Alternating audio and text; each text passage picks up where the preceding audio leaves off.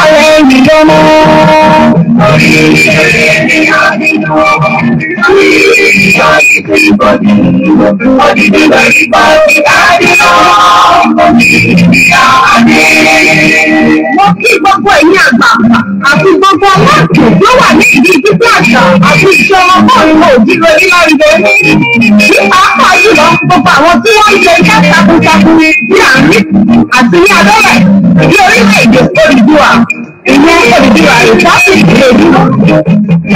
Iṣẹ́ ọmọ ní ọlọ́dún tó mọ àrùn láti nínú àwọn ọlọ́rẹ̀ akíní Olódùmarè agbègbè àṣẹ Olódùmarè. Ẹgbẹ́ tí gbogbo wá fi ọlọ́pàá pẹ̀lú ìgbésẹ̀ orílẹ̀-èdè Odùduwà kalẹ̀.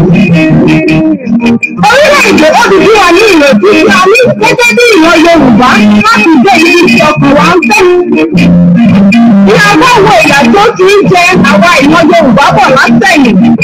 Àwọn wípé ìyà yìí pọ̀ tó bẹ̀ sí àwọn ìgbé ayé ẹrú ní orílẹ̀-èdè tí a pè ní tiwa.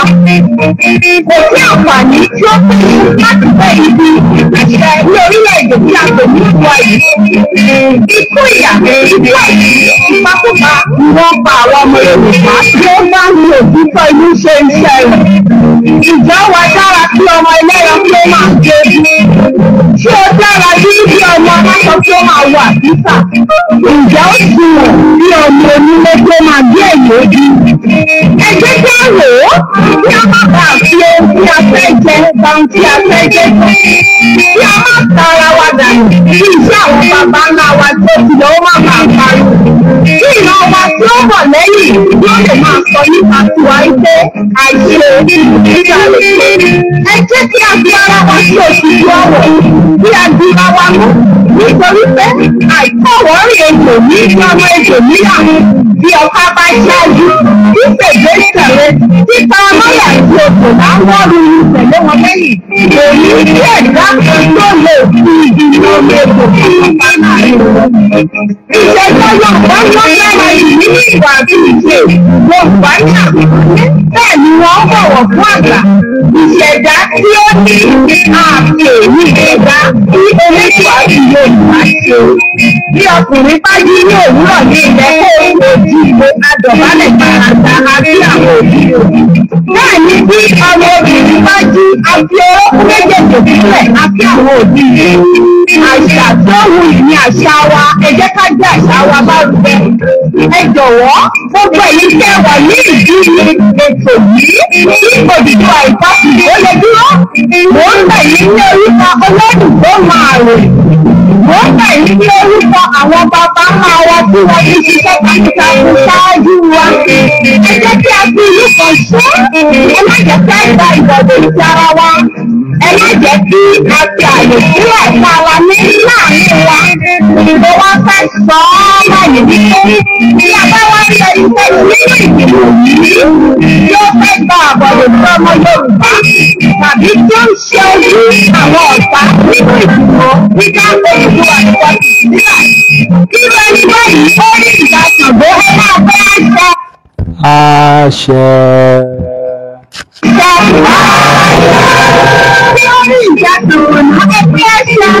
Àṣẹ. Àṣẹ. Àṣẹ gùn.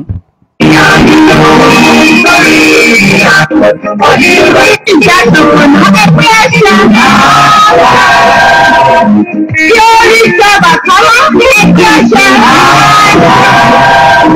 Tí ó wá rí sí èṣù ọ̀dàrà, oríṣiríṣi ẹgbẹ́ àṣẹ.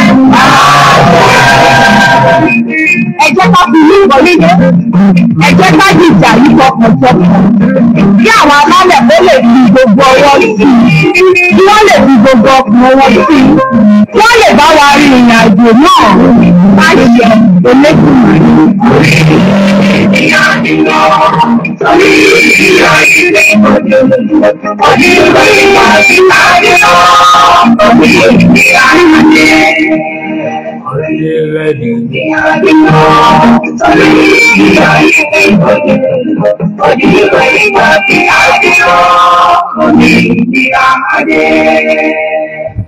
Orílẹ̀-èdè mi á dúró torí ìyà yìí ti pọ̀ jù. Odùduwà Republic á dúró, òmìnira á dé. Gbogbo ọmọ Yorùbá, ẹ já jọ sowọ́ papọ̀, ẹ já gba ìlú wa ká ní orílẹ̀-èdè tiwa. Òun ni ó lè yọ ọmọ Yorùbá nípa wípé ká máa sá kiri gbogbo orílẹ̀-èdè kiri, ká lọ máa ṣẹrú nílùú onílùú. Ohun tó lè yọ wá nìyẹn. Ẹ káàsán gbogbo ẹ̀yin olólùfẹ́ wa tí ẹ ti ń darapọ̀ mọ́ wa. A kí yín pé ẹ káàbọ̀ sí orí ètò ti ọ̀sán yìí. Gẹ́gẹ́ bí ẹ ti mọ̀, orí ètò Koiki Media ni ẹ wà yìí, ibi tí ẹ ti mọ̀ the White Lion sí the last man standing. The last man standing. Gẹ́gẹ́ bí ọ̀gá mi ṣe máa ń sọ, wọ́n ní ẹni tó bá gbàbọ̀dè fún ìrìn àjò tí a gbé dání kó sùn kó má jí mọ́. Bẹ́ẹ̀ ni àṣẹ máa ń gùn bó jẹ́ èmi náà ni mo gbà bọ̀dẹ̀ kí n sùn kí n má jí mọ́, bó jẹ́ ìwọ náà ló gbà bọ̀dẹ̀ wàá sùn ò ní jí mọ́. Ṣùgbọ́n gbogbo ẹ̀dá alààyè tó bá ti ń fi inú kan ṣe tó ń fi tọkàntọkàn ṣe, gbogbo alájọ máa délẹ̀ lérí lágbára àṣẹ Èdùà.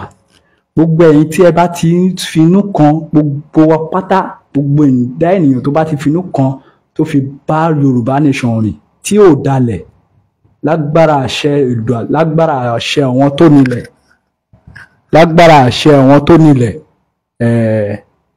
ẹ̀ní jábọ́, àjọ máa délẹ̀ lérí ni. Lágbára àṣẹ Èdùà, àtẹ̀yìn àtọwọn ọmọ yín àtìyàwó yín a ní fi kọ̀ọ̀kan ṣe àwátì nígbà tá a bá délẹ̀ lérí. Ẹ̀mí yín ò ní bá lọ, ẹ̀mí tèmi náà ò ní bá lọ. Ẹ káàbọ̀ sórí ètò lẹ́ẹ̀kan sí. Ẹ jẹ́ bá wa share ètò yẹn, bá wa share sí gbogbo platform yín kọ́wọn èèyàn wa kọ́ súnmọ́ wa, kọ́ wá gbádùn wa létí tọ̀sán yìí. Lákọ̀ọ́kọ́ mo kí gbogbo èèyàn olólùfẹ́ wa nítorí pé tá a bá ń wá tá a bá rí yín di pé a kàn ń sọ̀rọ̀ dànù ni, ṣùgbọ́n a dúpẹ́ pé a máa ń wá a dẹ̀ máa ń bá yín. Ẹ káàbọ̀ sórí ètò. Lágbára Ọlọ́run mi ò ní wá yín tì o, lágbára àṣẹ Èdùà, tí lágbára àwọn alálẹ̀ tí a ń jà fún yín mi ò ní wá yín tì. Ẹ ṣé gan ni. Ẹ jẹ́ bá wa share, ẹ bá wa share, ẹ jẹ́ kó kan gbogbo platform lára. Mo wá tara bẹ́ẹ̀ mo kí ọ̀gá mi pàtàkì, the White Lion, Mr. Ọláyọmí Kóìkí, mo kí yín sà, ẹ káàsán, ẹ kú iṣẹ́ takuntakun, ẹ kú kó lè dá, ẹ kú ìfọmọ ènìyàn ṣe, ẹ kú àgbà ńlẹ̀ wa. Bẹ́ẹ̀ ni, nítorí pé ọ̀pọ̀lọpọ̀ èèyàn bíi tiyín wà ńlẹ̀ tí wọn ò dìde sí ìrìn àjò yìí, ṣùgbọ́n láti ìgbà tí ẹ ti gbé ìrìn àjò yìí dání, ẹ fi iṣẹ́ kalẹ̀, ẹ fi gbogbo nǹkan kalẹ̀, ẹ wá ti gbogbo ohun tí ẹ ní, ẹ wá tì sínú ìrìn àjò yìí. Yorùbá ní ọkùnrin tí ń sunrun rárá fún ọkùnrin ẹgbẹ́, wọn ní akọ́ṣẹ́ ló ń ṣe. Ẹ kú iṣẹ́ takuntakun, mi ò ní wá yín tì, Mr. Ọláyọmí Kóìkí, mi ò ní wá yín tì sà. Àtẹ̀yìn àtọwọn ọmọ àtìyàwó àtìyá yín àti gbogbo àwọn àbúrò yín àtàwọn ẹ̀gbọ́n yín, gbogbo olólùfẹ́ yín pátápátá àní fi wọ́n ṣe àwátì, àní wá wọn tì nígbà tá a bá délẹ̀ lérí. Àjọ máa délẹ̀ lérí ni o. Ẹ máa kó wa délẹ̀ lérí, ẹ àti olóyè Ìgbòho Òòṣà, ẹ máa kó wa délẹ̀ lérí. Ẹ̀mí yín ò ní bá lọ o, ẹ̀mí aya yín ò ní bá lọ, ẹ̀mí ọmọ yín ò ní bá lọ, ẹ̀mí ìyá yín ò ní bá lọ. Lágbára àṣẹ Èdùà. Mo tara bẹ́ẹ̀ mo kí Professor wa Emeritus bàbá Bánjí Akíntóyè, bàbá tó fi arúgbó ara tó fi ń jà fún ìran Yorùbá, tó fi irun ewu orí, gẹ́gẹ́ bí bàbá Awólọ́wọ̀ ṣe fi lé bàbá lọ́wọ́ pé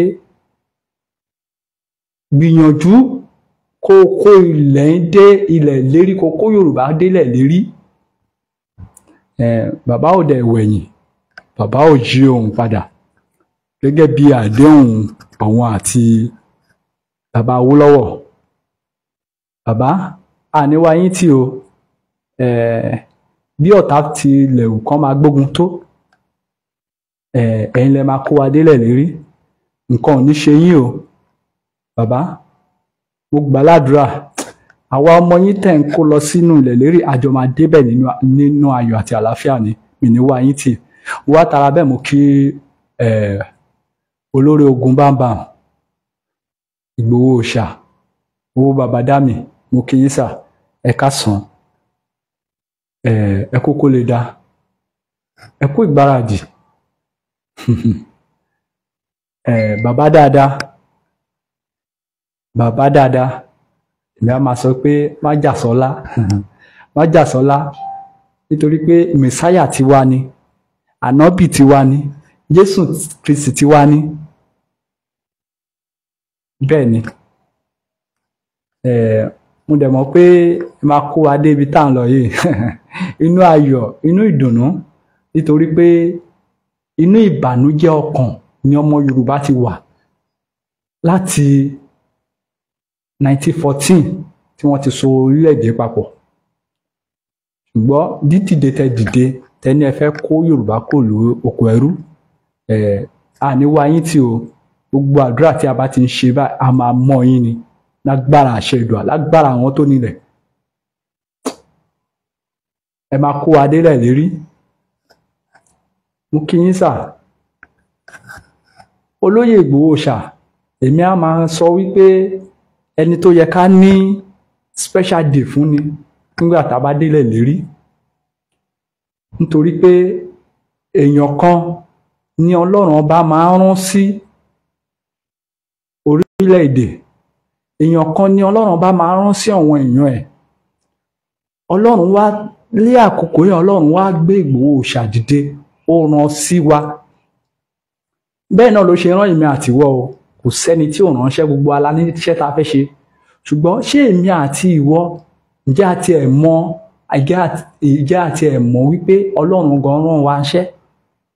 Nítorí pé ọ̀pọ̀lọpọ̀ Yorùbá owó ni wọ́n ń wá kiri, wọn ò ṣetán láti jẹ iṣẹ́ tó ọba mi Èdùà rán wa. Kò sí, àwọn èèyàn ò ṣetán láti jẹ. Jésù Kristi tí gbogbo wa ń sọ lénìí, ẹ má jẹ́ ká tanra wa, Ísírẹ́lì ni Ọlọ́run ọba rán Jésù sí, kò rán sí ìlú mi. Ísírẹ́lì ni Ọlọ́run ọba rán Jésù sí. Jésù dẹ̀ deliver iṣẹ́ yẹn kó tó máa lọ. Òun lẹ fi rí di ọ̀la tó fi jẹ́ pé kò sí ogun tó lè borí Ísírẹ́lì. Ẹ já sowọ́ papọ̀ pẹ̀lú olóyè, olóyè kọ́ wa bí a ṣe máa defend ìlú wa.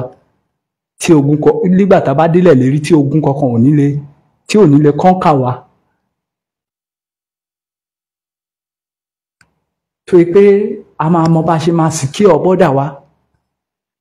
Àjòjì kan ò kàn nílé wọlé kó wá ṣe bó ṣe wù ú nínú ìlú wa.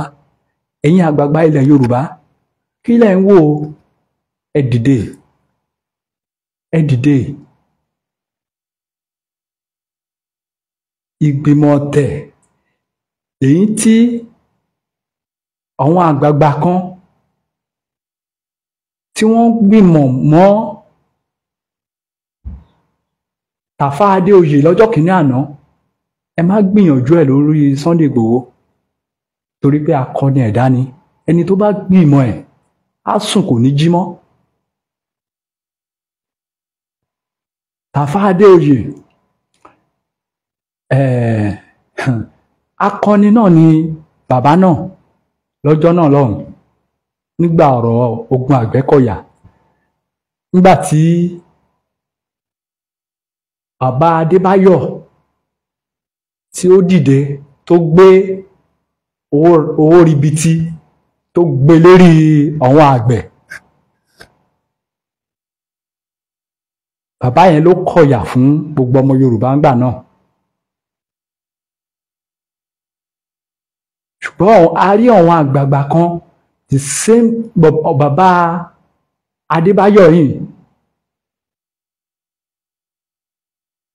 àfìgbà tí wọ́n tó rẹ́yìn Tàfá Adéoyè.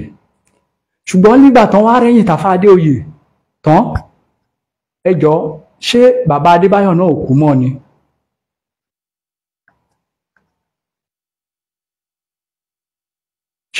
Ṣé kò kú mọ́ ni? Òun dàbà lè ní. Ẹja kúrò ibẹ̀ yẹn kọ́ là ń lọ. Ṣùgbọ́n mò ń sọ, mo tún sọ, ìwọ tó bá gbìmọ̀ ibi sí olóyè Ìgbòho ṣà, wàá sùn ò ní jí mọ́. Wàá sùn ò ní jí mọ́.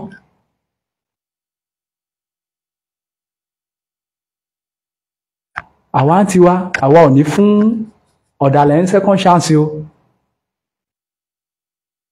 Ìwọ tó bá ro ibi, tó bá ro bí wọ́n ṣe máa mú olóyè, tó bá gbìyànjú ẹ̀, mo ní o máa sùn ò ní jí mọ́. Ikú pípìpí a máa dé bá gbogbo yín. Ẹ gba bàbá yìí láàyè, ẹ gbà láàyè kó ṣiṣẹ́, iṣẹ́ tẹ́lẹ́dùn àrùn ni, kò dẹ̀ sí kò sí bàbá ẹni tó lè dá dúró nínú yín, kò sí bàbá ẹni náà. Àwọn kọ̀ọ̀kan tó wà ní ti aspirant wọn tí atútù ń rí wọn lẹ́nu ọjọ́ mẹ́ta ìwọ̀n tútù bẹ̀rẹ̀ láwọn kọ̀ọ̀kan, àwọn ọmọ àlè tí Yorùbá nation ò bá ṣe support fún yín, ẹ rọra dákẹ́, ẹ dákẹ́. Ìkejì, tí ẹ bá ní aṣíwájú kinní kan lẹ fẹ́ fi gba Yorùbá nation, ẹ lọ máa practice yẹn, àdín lọ́wọ́. Tí ẹni tó bá ti ṣíwájú, òun ni gbogbo ọmọ Yorùbá máa gbà fún. Bó dẹ̀ jẹ́ ti ìyá Onítìrí náà lẹ gbàgbọ́, àní kẹ́ má ṣe ibi tó bá wù yín o. Gbọ́ ìgbìmọ̀ tẹ́ nǹkan kó jọ lọ́dún mélòó kan sẹ́yìn tẹ́ fi ń da ìrìn àjò irú kò lè work mọ́ this time around o. Mo wà lórí TikTok ní àná, lára àwọn tó ń ẹ̀dọ́sì Tinubu ńgbà yẹn, bàbá Bọ́lá Ahmed Tinubu, lára wọn. Eléyìí ò gbé Nàìjíríà rí o, ó tún sọ wípé the whole Africa kò tí sí country ta lè fi Nàìjíríà compare, Nàìjíríà wà òkè ní kan. Èmi pẹ̀lú àmú kan lẹ̀ lẹ́yìn ara wa lánàá yẹn, because mo sọ fún jọ ó ṣe máa bọ̀ ńlé, kó wá travel láti Èkó lọ Àbújá, kó máa lọ bẹ́ẹ̀, kó wá mọ̀ pé Nàìjíríà ò tiẹ̀ sí ní top 15. So ẹ̀yin kan á lọ jókòó sí òkè òkun, ẹ máa sọ pé Nàìjíríà sì wà òkè, òkè òkun tẹ̀yìn wà, nǹkan wọn náà bẹ́ẹ̀ kíní kan. Jọ tí nǹkan bá tiẹ̀ wọ́n lé Amẹ́ríkà tí wọ́n wà, ṣé àǹfààní ẹ̀tọ́ ará ìlú tí ìjọba ń fún ará ìlú, ṣé bẹ́ẹ̀ lẹ ṣe ń fún àwa ní inú orílẹ̀-èdè Nàìjíríà? Tí Nàìjíríà bá da, kò sẹ́nibọ̀dì tó máa sọ pé ó yá ẹja pín. Ordinary security ẹ lè fún wa. Ẹ wá dé ǹsẹ̀, ẹ wá ń sọ wípé ẹ tún bẹ̀rẹ̀ campaign yín, ẹ tún sọ pé bàbá yín kan kó wá pa gbogbo yín o this time around, kó wá pa gbogbo yín. Ẹni tó bá fẹ́ kú kó kú, kò sọ̀rọ̀ ń bẹ́ẹ̀. Èmi kan tí mò ń sọ̀rọ̀ ẹ̀jẹ̀ bí màá lọ lọ́jọ́ kan náà ni. Bí ìbá ti wù kó pẹ́ láyé tó, ọjọ́ kan wàá lọ, wàá jásẹ̀. Kò dẹ̀ sí nǹkan kan tí ẹnìkankan rí ṣe sí.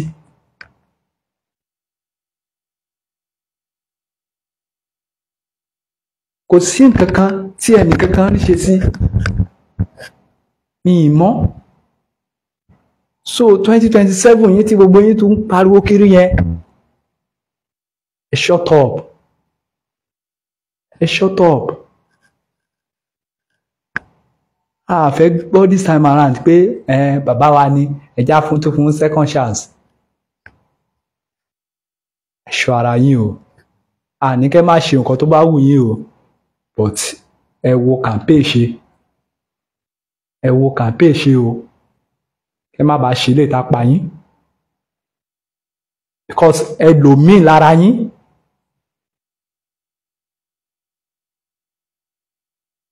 ṣiṣẹ́ ó máa mú ẹlòmíì tá a ṣe nǹkan ṣe lé Amẹ́ríkà ibi tó wà tán á dìpọ̀tù ẹ̀ wálé. Ní gbogbo yín tẹ̀ ń sọ́pọ̀tì pé Nàìjíríà dá. Ibo ló ti dá? Ẹ̀yin Áfíríkà, kí ló dé tí a mọ̀ tó yẹ pé ìkà kúnnú wa? Torí pé ẹ̀yin wá fi ń ṣe bámbám ni ẹ yó, ẹ mọ̀ bóyá ebi ń pa ọmọ ẹnìkọ̀ọ̀kan. Wọ́n ti ní àǹfààní, ó ti jápa. Good and fine, ní kẹ́nìbọ̀dì má jápa.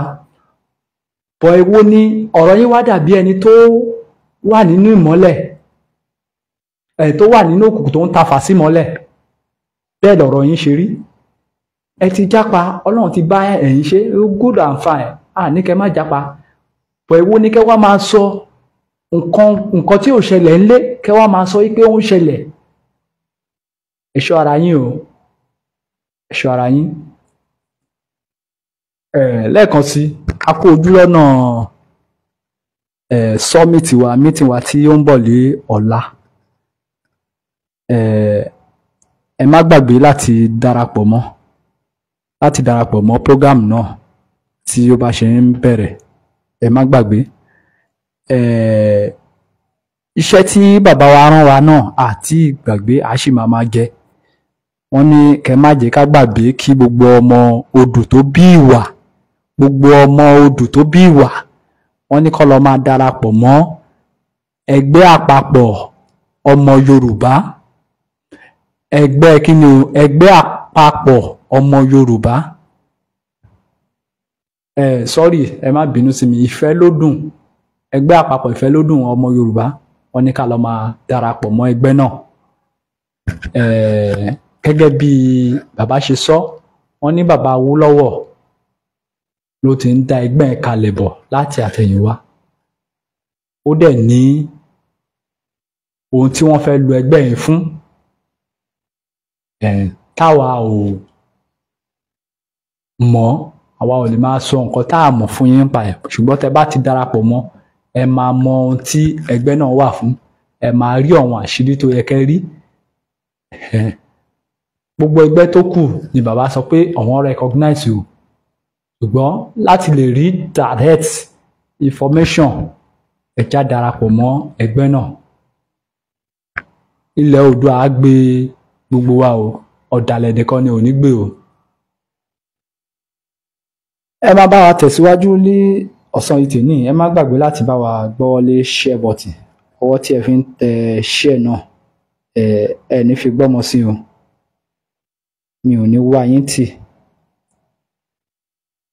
Níwò yín ọdún tó ń bọ̀, mo gbà ládùúrà pé a ti wà nínú ìlú tiwa. Ọba mi Èdùmàrè a ti tì wá lẹ́yìn tí a ti gba ìlú tiwa, tá a ti dá wà. Tí ń ṣe pé àáṣẹ máa sọ pé báwo la ṣe fẹ́ ṣe, no, kò ní sí yẹn mọ́. Fún gbogbo ẹ̀yin tí ẹ gbà fún olóyè, òun la máa gbà fún o. Lẹ́ẹ̀kan sí mò ń sọ, mẹsáyà tiwa ni o. Májàsọ́lá, àkàndá èèyàn, ẹni tí Ọlọ́run ọba rán, Ọlọ́run ló rán o. Ẹ já gbà bẹ́ẹ̀. Gbogbo wa dẹ̀ ni Ọlọ́run ọba rán, bí mo ṣe máa ń sọ. Ṣùgbọ́n ṣé ìwọ tiẹ̀ ríra ẹ bí èèyàn tó Ọlọ́run rán? Ṣé o ríra ẹ bí èèyàn tí Ọlọ́run rán? Ẹ já tẹ̀síwájú nínú ètò. In fact, this man, God bless you. Ṣé rí yẹn, nǹkan tí àwọn èèyàn wa tí wọ́n fail láti realize ni pé tí a bá ń sọ̀rọ̀ Jésù, tá ń sọ̀rọ̀ Muhammad, tá ń sọ̀rọ̀ Odùduwà, tá ń sọ̀rọ̀ Aristodemus, all those great people, tá ń sọ̀rọ̀ Ṣàngó, tá ń sọ̀rọ̀ Ògún, tá ń sọ̀rọ̀ Ọya, tá ń sọ̀rọ̀ all the great people. Nǹkan tí àwọn èèyàn wa tán fẹ́ láti realize ni pé Sunday Igboho ni ẹni tí Ọlọ́run rán sí àwa gẹ́gẹ́ bí Jésù ti wà nílẹ̀ Yorùbá for this present time. Mo wádìí bọ̀bọ̀ ẹ̀ ni Sunday Igboho ẹ gbàgbé pé you are just looking at it pé èèyàn ni Sunday Igboho tọ́gì ni àmọ́ kíní kan. Don't ever your life. He is a messenger of God sent to Yoruba land for our race deliverance. Olólọ́run. Irú àwọn èèyàn bẹ́ẹ̀ ó kẹ̀ jẹ́ pé in fact tí Sunday Igboho bá kú, tó bá parí iṣẹ́ tó wá ṣe yìí, tọ́lọ̀ wá rán ṣe yìí láti gba Yorùbá sílẹ̀ yìí, ó máa ṣe ẹgbàgbé bó ṣe lọ, ó máa accomplish ẹ̀. Tó bá wá lọ tán, ńgbà ilẹ̀ tó wá máa mọ how great that man is. How great. Kìíní yẹn ń bá fún àwọn Fúlàní, just like you have said. Tí Sunday Igboho bá wọlé ní èdè, ọmọ gbogbo máa kánlẹ̀ ni. Ṣé ẹ̀dẹ̀ rí gbogbo àwọn tó ń bínú Sunday wo ni kìíní kan ìlara ni. Nígbà nígbà tó ọmọ Gani tó ń sọ́ngbà yẹn lóòótọ́ àwọn Gani Adams kán tó àwọn ẹlẹ́ẹ̀kan jẹ́ káwọn jọ jà. Do you need to fight Sunday Igboho? Má wọrí, má bá Sunday Igboho jà. Ebo lágbára Sunday Igboho má wọrí, lọ face àwọn Fúlàní. Gbogbo ẹ̀yin tẹ́ ń bú Sunday Igboho, Sunday Igboho ṣe kinní kan, ìwọ má wọrí, ṣó ti gbọ́ àti gbọ́ Sunday Igboho ọ̀lẹ́ni ẹnu ní ó fẹnu jáwáyà, mo gbà fún ẹ, má wọrí. Sórí nǹkan tí Sunday Igboho ṣe yẹn, ìwọ kan lọ ṣe one quarter ẹ̀. Mi ní kó ṣe gbogbo ẹ̀ o, ìdá kan nínú ìdá mẹ́rin ẹ̀, go and try it. Kò wá mọ̀ pé Jésù kò wá mọ̀ pé Jésù ń ṣe Yorùbá, ọmọ Júù ni, you will know. And that is the thing. Ẹni bíi tiẹ̀ lọ́lọ́run máa rán sí ẹ, and God doesn't use, Ọlọ́run ń lo àwọn, God doesn't use the established, the professors, the knowledgeables. Ọlọ́run máa ń lo things that are inferior, things that are not worthy, you know, to confuse the people, láti jẹ́ káwọn èèyàn mọ̀ pé òun ni Ọlọ́run alágbára. Ọlọ́run ń lo àwọn èèyàn gàgàgàgà tẹ́ ẹ̀ máa gbójú, Ọlọ́run ń lo àwọn Abíọ́lá kankan, Ọlọ́run ń lo àwọn yẹn, Ọlọ́run ń lo àwọn Ọbásanjọ́, àwọn èèyàn bíi Sunday Igboho tẹ́ máa wò pé àbọ̀bọ̀ ẹ̀ mọ̀ mọ́ náà, ṣé òun sọmọ kápẹ́ńtà ni, àgbẹ̀dẹ ló ń ṣe náà, ẹ̀ tó máa ń tọ́kadà ṣe agbèrò, níta fi máa mọ̀ wípé he is a messenger of God sent to us. Mo fi Ọlọ́run bẹ̀yìn ṣẹ́rí àwọn olóṣèlú ẹ fi wọ́n lẹ̀ ọ́, gbogbo àwa tá à jẹ́ nǹkan kan yìí ń gbé tó bá jẹ́ nǹkan kan tó jẹ́ ọmọ Yorùbá, ẹ jẹ́ ká gbáyà Sunday Igboho. Òní Ọlọ́run sì ràn wá o. Mo tún sọ irú èèyàn bíi tiẹ̀ they come in generations. Ó tọ́kàn mo sọ fún yín. Ẹ lọ ká Muhammed wèrè tó ń ṣe tí gbogbo àwọn Mùsùlùmí tó ń ṣe Muhammed kí ìké àtọ̀lọ́ náà kó máa bá kìnnìkan. Go and read the history. Go and read the history. Kò ṣe tó nǹkan tí Sunday Igboho ṣe. Ṣé rí nǹkan tí Ọlọ́run fi máa rán òjíṣẹ́ tọ́lọ́run fi máa rán òjíṣẹ́ ni pé òjíṣẹ́ tí Ọlọ́run máa rán èèyàn sí ìran ni. Jésù Kristi nìyẹn, ògán dídì sọ ni wípé Ọlọ́run lòun sí lordship of the house of Israel. Ó tọ́kàn mo tara ní èmi ò gbàgbọ́ lẹ́rọ nígbà ìwọlé ní abala gbàgbọ́ kìnnìkan àtàché là ń ṣe. Àwọn ọmọ Israel lọ́lọ́run rán Jésù sí. Ẹ má jẹ́ àtàrà wa gbogbo àti all tribes and tongues àtàché gbogbo wa ń ṣe. Gbogbo àwọn pásítọ̀ Adébóyè yẹn Ọlọ́run rán wọn sí Yorùbá, Ọlọ́run rán wọn sí ìrànwá ẹ gbàgbọ́ àwọn kan ṣe business tí wọ́n ní o. I was shocked. Nígbà tí Fúlàní ń pa èèyàn, pásítọ̀ Adébóyè ò jáde báyìí kó sọ̀rọ̀. Nígbà tí Israel àti Palestine tó bẹ̀rẹ̀ ogun wọn, pásítọ̀ Adébóyè ṣe fídíò pé àwọn wà behind Israel, àwọn máa pray fún Israel. Can you imagine? Ṣé Israelite ni? Ṣé àwọn ọmọ ẹ lè kó gbá? Ṣé tó gun bá wọlé Yorùbá sáwọn ọmọ Adébóyè wọn lè kó gbá kan lọ sí Israel? Ṣé máa fún wọn citizenship? Ṣé ti àti jẹ́ kó gbé Israel náà? Ṣé lè fún ẹ ṣé ìfà ṣé lè fún ẹ ní citizenship ní Israel? Ó lè dọ́mọ ọdún wọn, ó lè fẹ́ ọmọ ọdún wọn gan. Gbogbo àwọn wèrè tán láwọn Mùsùlùmù, àwọn ń ṣe kìnnìkan nílẹ̀ Yorùbá. Ṣé wọ́n lè gbé Saudi ni? Tán bá gbé Saudi ṣé lè fún wọn residency? Tán bá fún wọn residency ṣé lè fún wọn citizenship ni? Ṣé wọ́n lè fẹ́ ọmọ wọn ni? Nínú gbogbo race ní àgbáyé, kò ń ṣe ti ọ̀rọ̀ ẹni tí ò bá ṣe pé wọ́n báyé Yorùbá jẹ́, wọ́n báyé wa jẹ́. Gbogbo ìwà burúkú tí Yorùbá ń wù lénìí, we learnt it. Báyẹn kọ́ ni wà, báyẹn kọ́ lọ́nà ṣe dá wa, à ń ṣèyàn burúkú. Nínú gbogbo race, I live in America, I've met with different race, different people from America, because America is a place where kò sí ẹni tó wá lágbàáyé, kò sí country wàá rí. I've known whether the Chinese, the Europeans, the Indians, the African, kò tí ẹ̀ sí ní anywhere in the world, America wà tí ní bí mo ṣe ń meet pẹ̀lú a lot of people, wọ́n á realize pé Yorùbá ni Ọlọ́run dá yàtọ̀ jù. Àwọn Saudi wèrè àwọn Arábù yẹn, àwọn náà wọ́ọ̀sì jù ní gbogbo àgbà. Ní gbogbo oríṣi tí mo ti rí o, àwọn Arábù, àwọn Saudi kẹ̀kẹ́ Arábù yẹn, àwọn náà wọ́ọ̀sì jù. In fact, àwọn yẹn wọ́n tún wọ́ọ̀sì, they are wicked. They are very worst. Irọ́ dẹ̀ ni.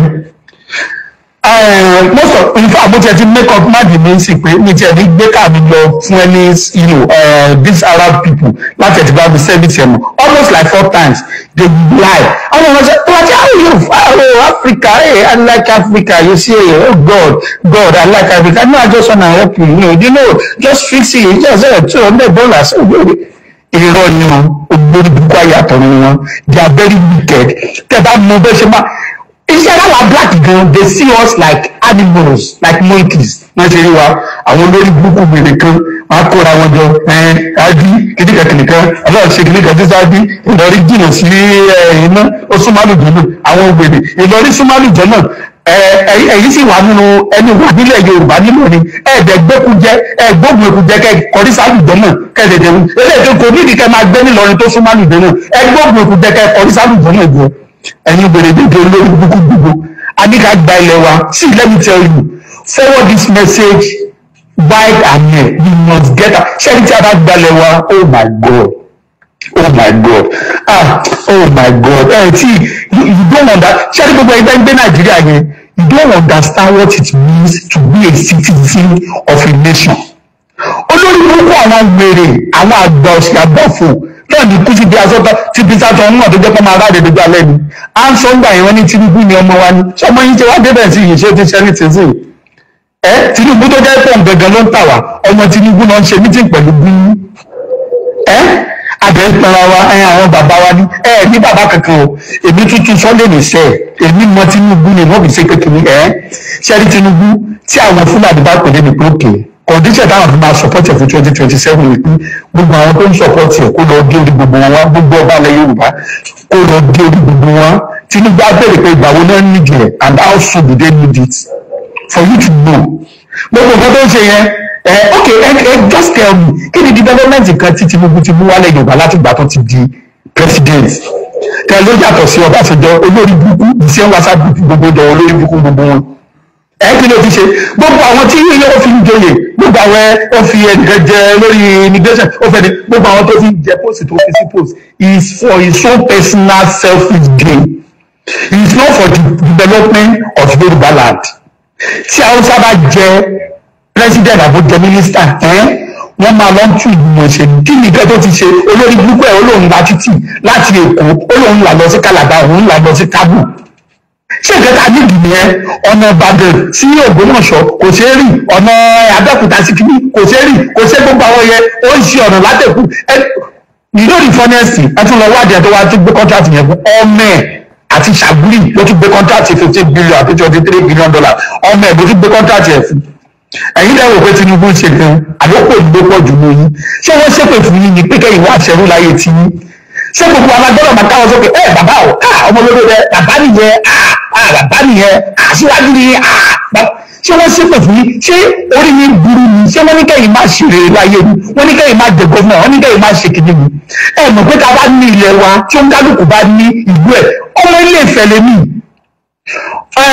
ọ̀nà fífẹ́ tó ń ṣe náà dandan bísínẹ́sì tiẹ̀ ló ń ṣe torí òun náà mọ̀ ìpé tán bá gba ìlú gbogbo góòdù tó nìkan dá wà ó máa wá góòdù yẹn máa fi tún gbogbo ìlú ṣe kí àjọ ìlú ìjẹ̀wọ́ gbèsè so tó bá ṣe wò pé ẹ lọ́ba ẹni jòyè ẹni gómìnà ẹni kìíní kan ìkọ̀ọ̀kan náà máa pa gbogbo yìí tán everybody must arise and say gbọ́dọ̀ tán bá ti pé rally everybody jáde ìgbàanìlúwà tó lè dà ẹ máa wá sí ìlú òyìnbó ẹ máa sin òyìnbó òyìnbó á tún wá sí Nàìjíríà á tún wá di ọba lórí yín nígbà tí mo wà ní Nàìjíríà mo ní àwọn bọ́ọ̀sì kan church mi ń gbà yẹn tó ń ṣiṣẹ́ pẹ̀lú àwọn Chinese company CCECC mo kàn lọlé wọn gbọ̀ngàn ní ìlú ẹ̀ bá pè ọ̀rọ̀ tí mo ń sọ báyọ̀ lọ 2004 àbí 2005 lórí ìlú ẹ̀ bá pè ẹ̀yìn mo lóyìnbó Chinese yẹn bá pè ọmọ ní ìsà ṣé wọn bá ṣe ń bá sọ pé yẹn sọ̀tà mìíràn pé masters làwọn máa ń pè àṣà 2005 àbí 2005 wọ́n sọ fún yóò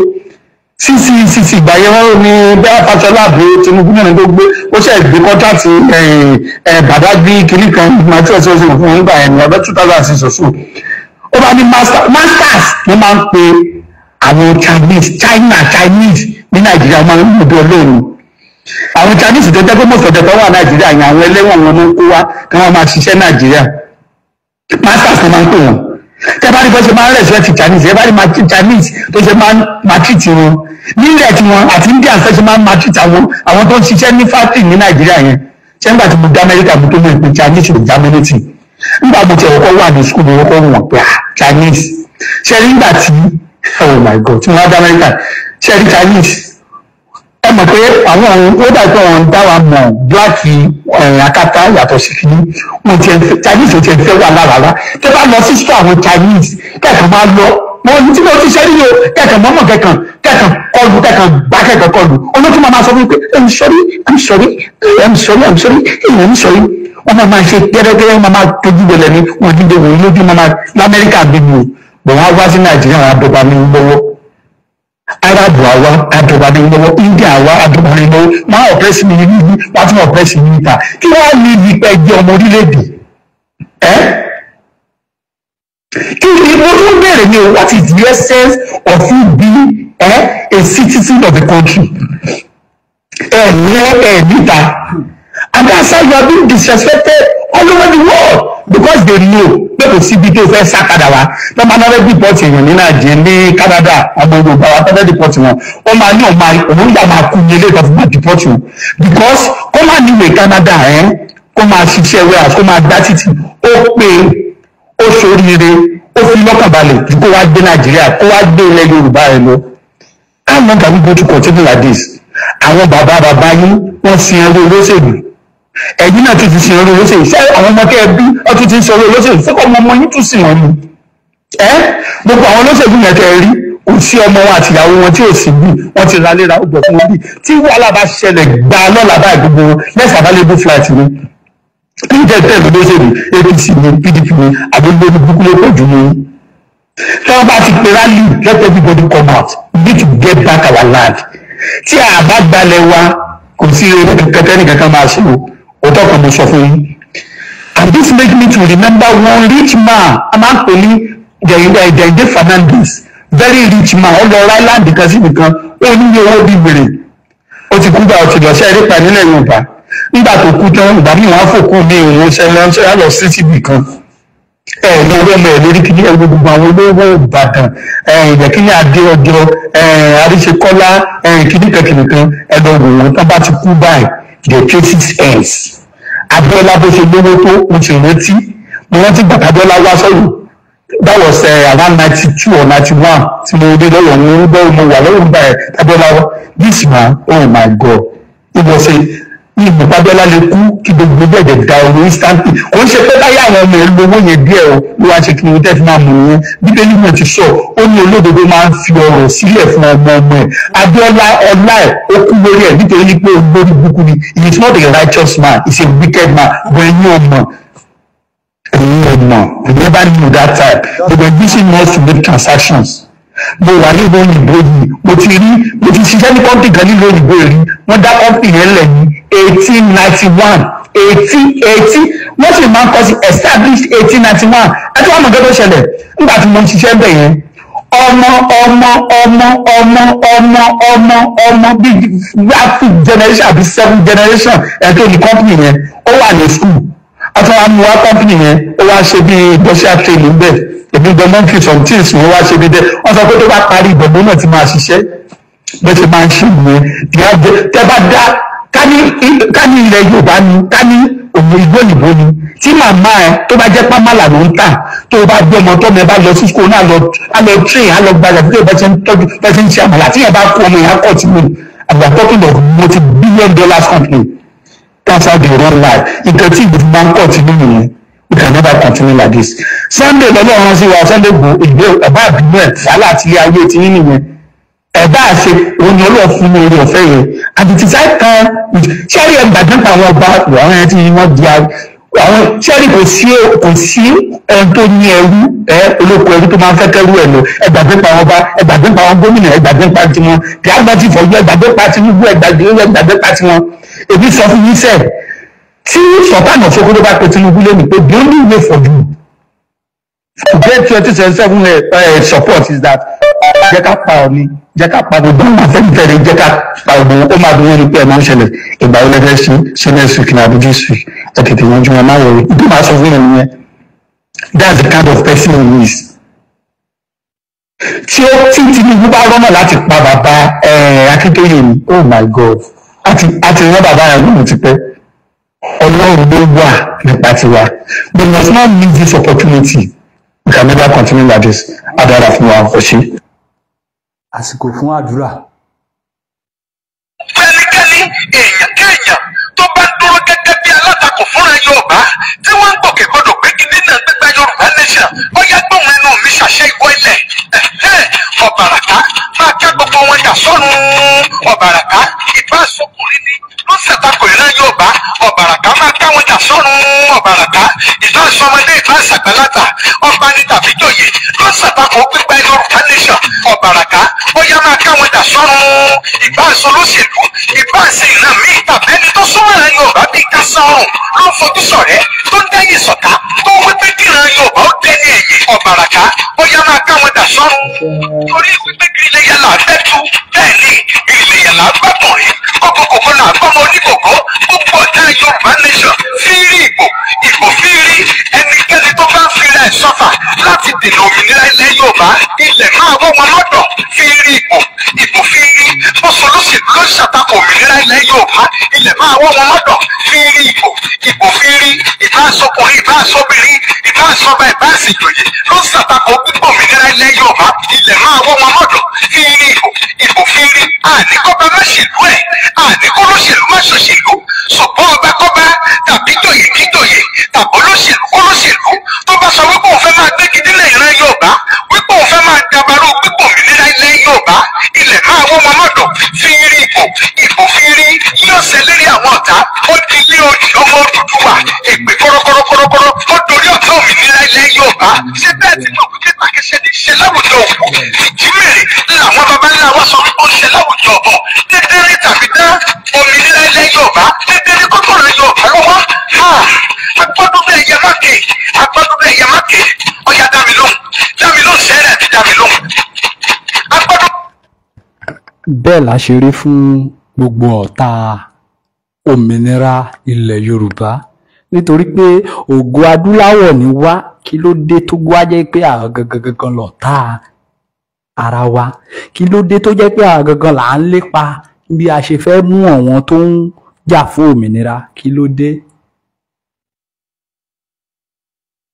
gbogbo àdúrà tí wọ́n ti ṣe lérí ẹ̀yìn ọ̀tá wa lọ́sàn-án yìí ó wọlé àṣẹ lọ o àṣẹ gùn o ẹ má bá wa ká lọ. We made a declaration saying that it's too late for restructuring in Nigeria. You will remember in 1962 there was a massive problem in Nigeria when Awolowo was arrested. Our people talked to us. There was crisis for over 4 years that led to the coup. There was a Yoruba meeting of elders called the Yoruba Leaders of Thought. We relented. The thing continued.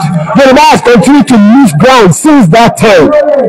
In 1993, there was the annulment of the June 12 election. Shiju Ade, the former Ooni, spoke and said Yoruba should go ahead and conduct an election. We did. It led to nothing. The same thing happened in 1988, just before the handover to the democratic elected government. Yoruba did not want to go for anything like Nigeria again. But then it failed. Look at where we are. Yoruba has been losing ground since 1914, and we are just tired. We are there for restructuring. It's too late for restructuring in Nigeria. It's too late for Sovereign National Conference. It's too late for resource control. What we want now is Oduduwa Republic, and we are very categorical about that. We have made that very clear. We have made declarations, and we are very serious about our demands. Every region just go to its own tent. Yoruba has to go with its own, because the problem that Yoruba has is Nigeria. Nigeria is the problem, is the impediment to Yoruba development. Is the impediment to Yoruba development. Without Nigeria, we won't be where we are. 1960, we were far ahead of South Korea and North Korea. We were far ahead of China even. We had television before France. We had radio before South Africa. Now look at where we are today. I think it's a shame that even any Yoruba man can be talking about restructuring at this point in time. What are we restructuring? This country that is already shot to pieces? I don't think that's what we want. But they are always talking about giving Nigeria a chance. The patience of Yoruba with Nigeria has come to an end. Gẹ́gẹ́ bí bàbá wa Akínọlá George bí wọ́n ṣe sọ ń bí kò sí ṣáǹsì kankan táwa ṣetán láti fún orílẹ̀-èdè Nàìjíríà mọ́. The right time láti pè fún ìyapa òní tí a wà yìí. The right time láti rí pé ká gba orílẹ̀-èdè tiwa òun ni tí a wà yìí. Ẹ̀bẹ̀ ni wípé lẹ́rìn èmi àti ìwọ ẹ má jẹ́ ká jẹ́ ọ̀dàlẹ̀, ẹ má jẹ́ ká jẹ́ kíni, ẹ má jẹ́ ká jẹ́ ọ̀dàlẹ̀. Ẹ já tẹ̀síwájú nínú prógámù wa fún títọ́sán. Ẹ káàárọ̀ o, ẹ káàsán, mo kí gbogbo ilé, mo kẹ́yìn ọmọ ìyá mi, mo kẹ́yìn ọmọ bàbá mi, mo kẹ́yìn àbúrò, mo kẹ́yìn ẹ̀gbọ́n, mo kẹ́yìn bàbá, mo kẹ́yìn ìyá, mo kẹ́yìn gbogbo ẹ̀yin tí a jọ jẹ́ bí, mo kẹ́yìn gbogbo ẹ̀yin tí a jọ jẹ́ ìyè kan ìbátan. Àánú Ọlọ́run, ìdùnnú Ọlọ́run, ààbò rẹ̀, ògo rẹ̀ kò ní fi wá sílẹ̀. Ṣé ẹ rí ọ̀rọ̀ tó ń ṣẹlẹ̀ ní Nàìjíríà yìí? Yorùbá ní orí lalákàn fi sọrí o. Gbogbo ẹ̀yin ọmọ Yorùbá ẹ dìde. Tí ẹ bá wò pé ààbò kan ń bẹ ní orílẹ̀-èdè Nàìjíríà, kò sí ààbò kankan ní orílẹ̀-èdè Nàìjíríà. Àwọn ológun ta ní ọlọ̀tẹ̀ ni wọ́n. Àwọn sójà ta ní ọlọ̀tẹ̀ ni wọ́n. Àwọn ọlọ́pàá ta ní alábòsí ni wọ́n. Gbogbo àwọn ológun ta ní Nàìjíríà ọ̀dàlẹ̀ ní gbogbo wọn pátá. Ẹ má wò pé Yorùbá ni wọ́n. Ẹ má wò pé Yorùbá ni Minister of Defence, Yorùbá ni IG of Police, Yorùbá ni kinní kan, Yorùbá ni tọ̀hún. Ẹ má wò gbogbo wọn, nítorí pé wọ́n wò pé bó bá ṣẹlẹ̀ kò sọmọ wọn kankan ní orílẹ̀-èdè Nàìjíríà.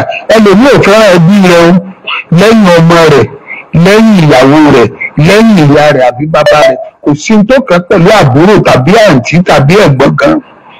Ẹ má wo gbogbo yẹn o, ẹ jẹ́ ká dìde fúnra wa.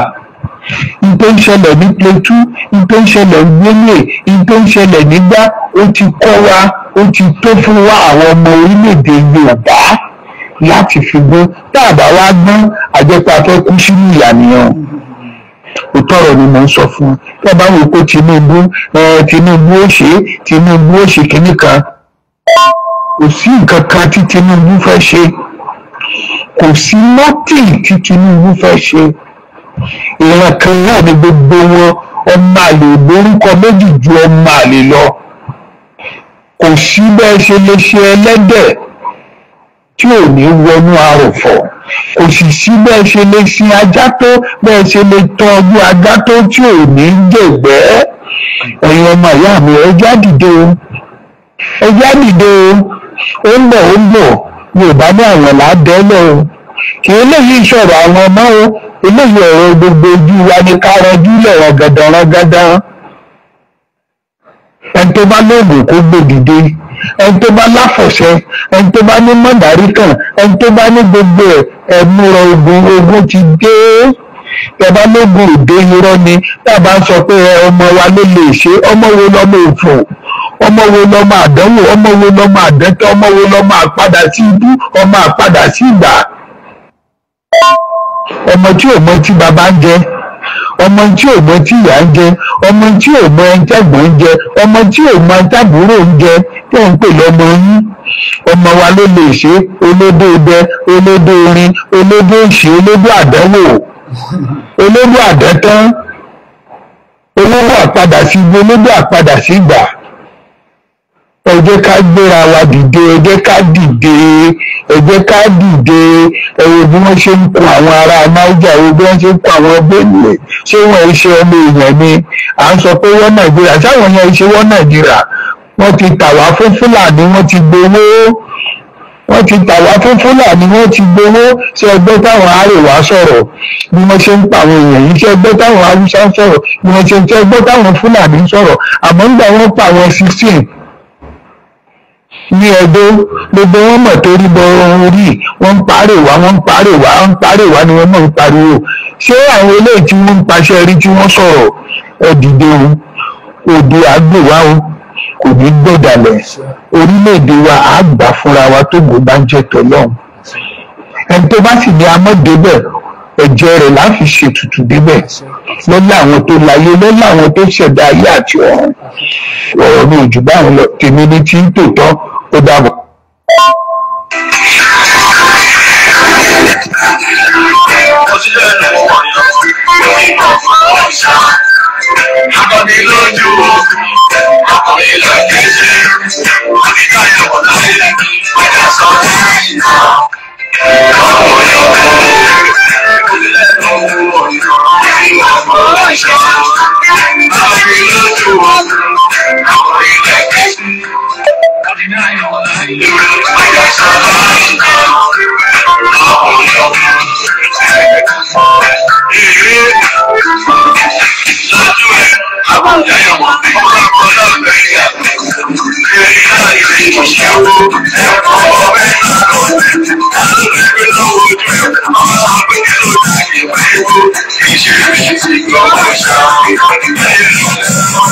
ẹ̀sìn àti ọlọ́run àjèjì yìí oníkì tó ní ọlá jùlọ wípé ẹ̀là ìbọrú ẹ̀là ìbọyè ẹ̀là ìbọ ṣíṣẹ́ o orúkọ tèmi ní Òrìṣàlékan òríjìnà ọmọ èṣù ọmọ àwọn ọ̀rúnmọlẹ̀ yàrá ìmọ̀ àwọn bàbá wa àti àwọn màmá wa gbé kalẹ̀ tí wọ́n fi ń dá wa padà sí orísun wa nítorí pé kí ni wọ́n ti táàgì àwọn bàbá ńlá wa gẹ́gẹ́ bí devil gbogbo ìgbà tá a ṣe ń kéré gbogbo nǹkan tá a máa ń gbọ́ lọ́nà àwọn èèyàn ni àwọn màmá wa wọ́n sọ wọ́n di devil àwọn bàbá wa wọ́n sọ wọ́n di devil láti pàṣẹ ẹ̀sìn àjèjì àti ọlọ́run àjèjì tí wọ́n gbé wá fún wa nítorí pé kí ni àti Allah àti Jehovah tó ń pè ní God wọ́n kórìíra orísun wa so automatically àwọn kọ́ ni wọ́n ṣe ẹ̀dá orísun wa nìyẹn létà láṣẹ wa padà ń rí aláìsí láti ní ìwé wọn yẹn náà wípé Allah ó yàtọ̀ sí Jehovah bẹ́ẹ̀ dẹ̀ ni Jehovah àti Allah wọ́n yàtọ̀ sí Olódùmarè ṣùgbọ́n ó gba ọpọlọ àwọn irúnmọlẹ̀ láti lè understand àwọn nǹkan tó ń ṣẹlẹ̀ láàrin yẹn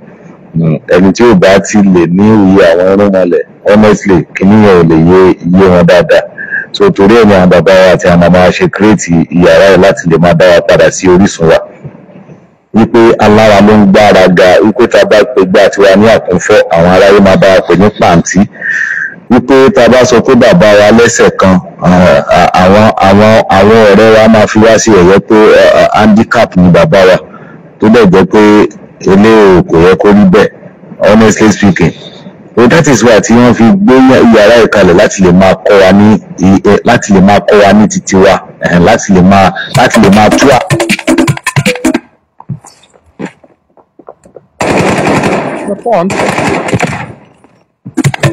ìbàbá wa síwájú ti bá nílẹ̀ àgùdọ̀ ojúbò ní wọn pẹ̀lẹ́ yẹn jẹ́ kó jù mí ṣe àkọ́jọ́wé mi mọ̀ rí o kó má ṣe dópin ìbàbá wa síwájú ta bá nílẹ̀ àgùdọ̀ ojúbò ní wọn pẹ̀lẹ́ yẹn jẹ́ kó jù mí ṣe àkọ́jọ́wé mi mọ̀ rí o kó má ṣe dópin.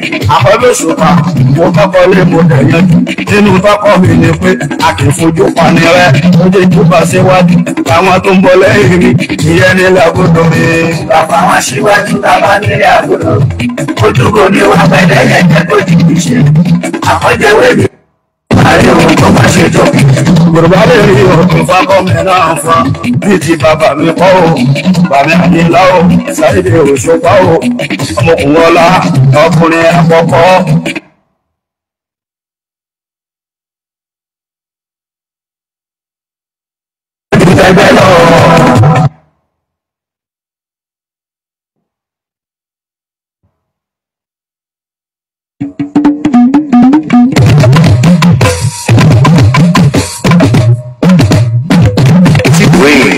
Gbogbo Yorùbá pátá nínú ọ̀nà sọ pé nínú àjọ wa lójú lápapọ̀ dádúró Yorùbá nation must stand. Gbogbo Yorùbá pátá nínú ọ̀nà sọ pé nínú àjọ wa lójú lápapọ̀ dádúró Yorùbá nation must stand. Gbogbo Yorùbá pátá gbogbo Yorùbá pátá nínú ọ̀nà sọ pé nínú àjọ wa lójú lápapọ̀ dádúró Yorùbá nation must stand. Gbogbo Yorùbá pátá nínú ọ̀nà sọ pé èdè wájú ọwá lójú lápapọ̀ dádúró Yorùbá nation must stand. ọmọ lálédè tó jọjú ọlákànlé lọ́gbọ́n nínú èdè abínibí ọmọ dúdú àṣà nínú abílẹ̀ tó fi débi kò lè tálákà pé níbi tí mo bá wà mo lè fọwọ́ sọ̀rọ̀ pé ọmọ dúdú àṣà nínú ọgbẹ́ Yorùbá pátá ilé lóko náà sọ pé èdè wa jọ wá lójú lápára kọjá dúró Yorùbá nation kò sára olùkọ́ bá ṣe pé báyìí àbá pé ó dájú àbá àmọ́tò gbogbo tí ò lọ́mọ rí nínú bóyá tó sí bóyá ẹgbẹ́ bá mú lé láláwọ̀ gbogbo láṣẹ ní àpárapọ̀ kí Yorùbá dá dúró sábà fi mú kọnu lásọ̀kọ̀ ó dájú àjèjì máa mú rí lẹ́kọ̀ọ́ Yorùbá nation kò sára ọgbẹ́ Yorùbá pátá ilé lóko náà sọ pé èdè wa jọ wá lójú lápára kọjá dúró Yorùbá nation kò sára. Ẹ pé kò ó Sunday mi ẹ pé kò ó Sunday mi o agbógun má kìdí akọni nínú ìyàwó ẹ pé kò ó Sunday mi akọni tó yọ nílé òkú tó ń bá ní sílẹ̀ lójú ogun ọmọ làpẹ lára mo mewé mo mebo mo lò nítorí jẹ níwọ̀n bá ní ṣe níwájú ìbò ojú tó fi ogun tó dẹ̀tì tí ó sáré má fi wé sí ẹ tó ń bò lóye sílẹ̀ bàbá ní fọ́dà fọ́ ọmọ ẹ tó bá mi ìmọ̀ ogun kó tó lè ṣe rí ogun fúnra Ọlọ́run ló dẹ̀ ṣe lápọ̀lì kò dẹ̀ sí lówó mímú tún téèyàn ṣe ìṣesí ẹbí takọni náà ni olóyè èèyàn ní Sunday Igboho akọni Oòduà gbogbo lẹ̀ Yorùbá akọni Oòduà gbogbo lẹ̀ Yorùbá akọni Oòduà gbogbo lẹ̀ Yorùbá ọmọ ńlá mo gbé fún Sunday Igboho Ìgbòho òòṣà owó bàbá dámì bóyá tí mo bá ní Ìgbòho òòṣà ẹ̀sọ́ pọ̀kùnrin ogun ọmọ májàsọ́lá ìjàgbọ̀n ìrọ̀rùn tó ń bà ní ìjàgbá nílẹ̀ o ìsáfògùn bójógún ẹ̀tọ́ a ní ẹ má pè mí mo bá jókun tí ó tọ́ èyí lọ́pọ̀ mọ́ tọ́ mi sọ pé ó dá yóò dá lọ́dọ̀ yìí lọ́dọ̀ fi wá ní ìrẹ̀lẹ̀ o.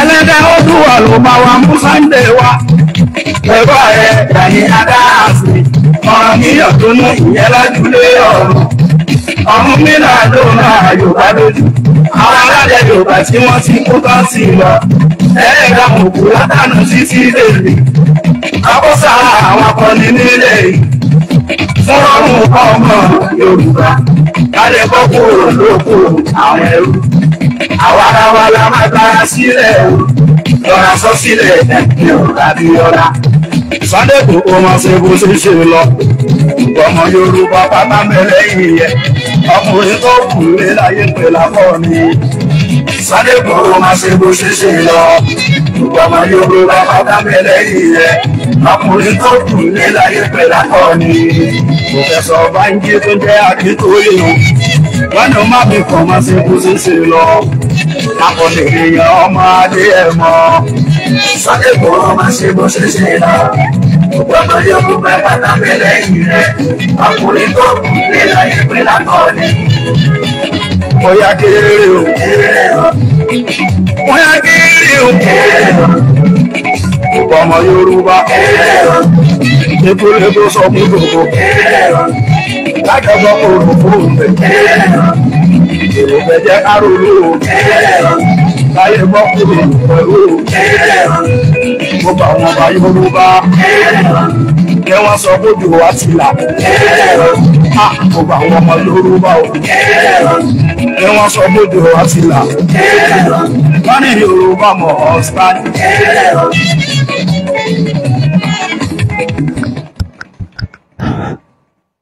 ẹ káàsán lẹ́ẹ̀kan sí i mo kí gbogbo ẹ̀yin tí ẹ ti darapọ̀ mọ́ wa lórí ètò láti àárọ̀ tí a ti bẹ̀rẹ̀ mo kí ẹ ṣe gan ni gbogbo ẹ̀yin olólùfẹ́ Koiki Media tí tó jẹ́ pé tá a bá ti pè yín ẹ máa ń wá ẹ̀yin lẹ máa ń wá àwa la máa ń wá ẹ̀yin la sì máa ń bá àmọ́ lóore o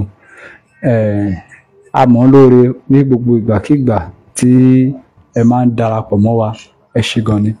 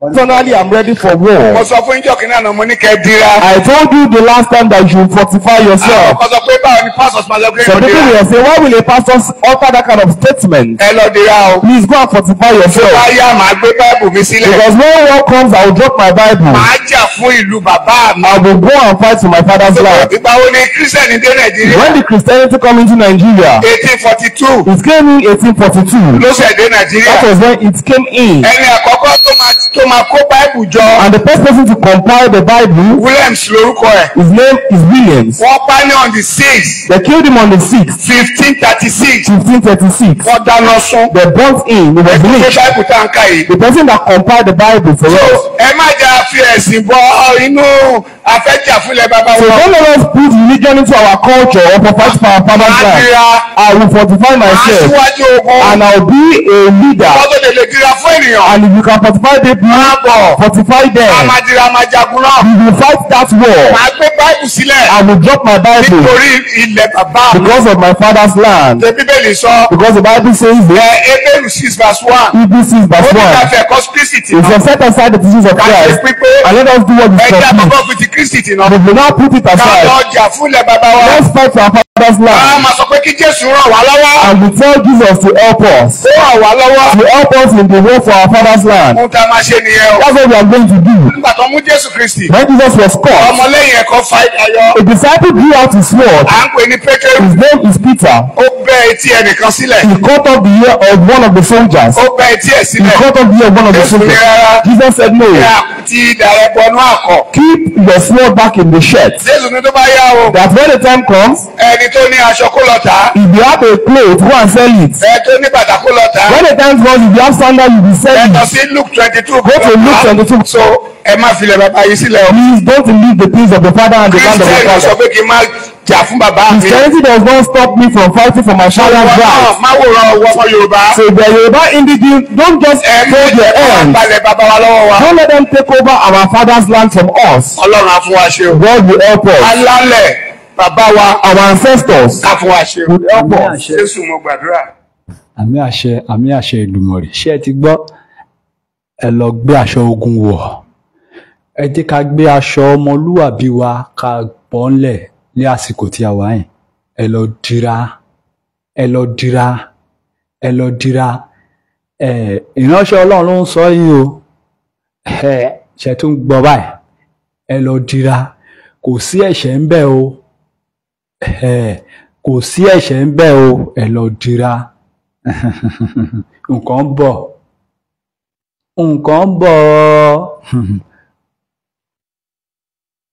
ẹ̀yin ìránṣẹ́ Ọlọ́run tẹ́ńdì sí ìfọ̀wọ́n èèyàn kọ́wọn èèyàn má fi ewé àtegbò kọ́ má fi dira kọ́ má fi ṣọ́ ara wọn nínú ogun tó ń bọ̀ yìí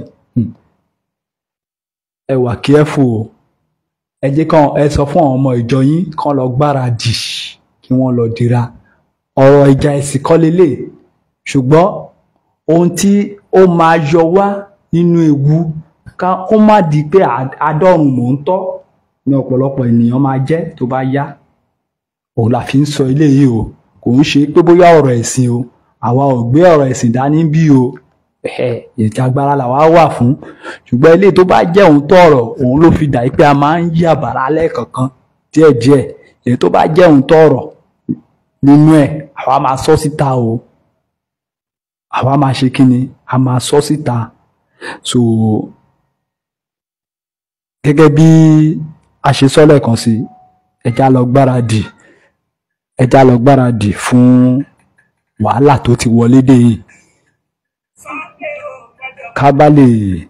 kí a lè borí ogun náà so ájú wa ṣe o gbogbo ẹ̀yin èèyàn wa tí ẹ ti darapọ̀ mọ́ wa ẹ ṣé gan ni láti ẹ̀kan tí ẹ ti ń bá wa ń tẹ̀ ẹ ṣé gan ni àníwá yín tì o ẹ ṣé fún ìrànlọ́wọ́ tẹ́ ẹ ti ń ṣe fún wa ẹ má dẹ̀ gbàgbé láti sọ́pọ́ọ̀tì ìrìn àjò tí agbédání ẹ má gbàgbé láti sọ́pọ́ọ̀tì ọ̀gá wa náà Mr. Ọláyọmí Kóìkí gbogbo wa náà lè rí bí ọ̀gá wa ṣe ń ná owó náà